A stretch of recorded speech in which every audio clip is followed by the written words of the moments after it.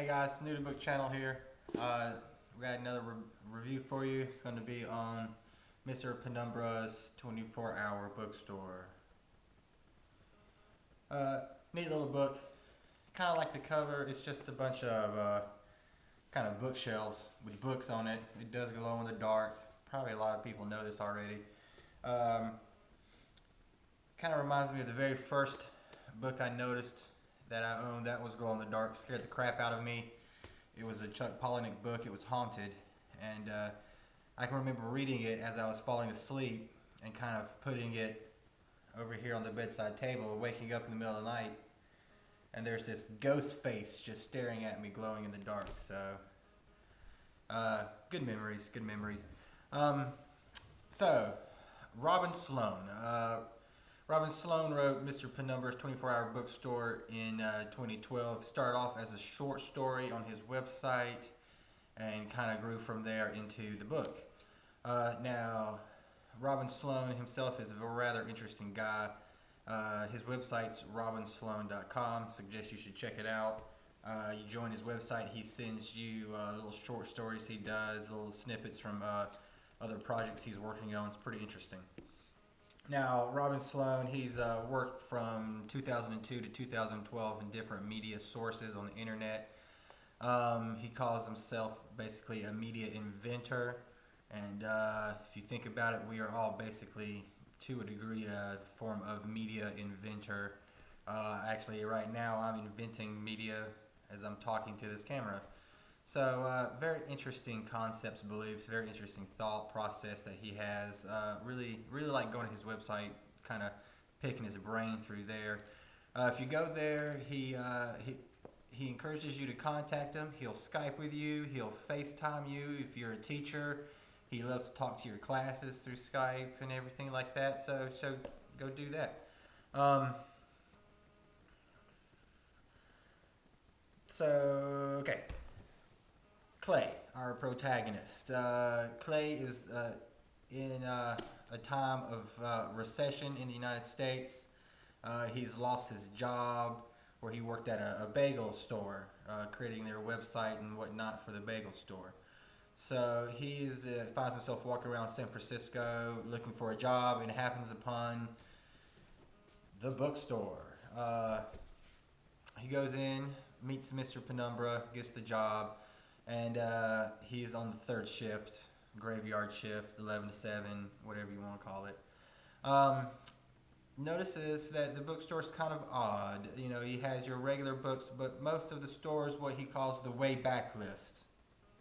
Way back list.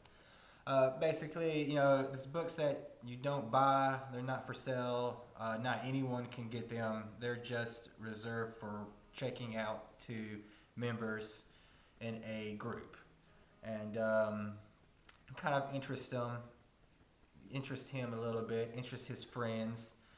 He invites his friends to the store. They kind of check out the books, look at them, which they're not supposed to do, and it kind of starts off the story.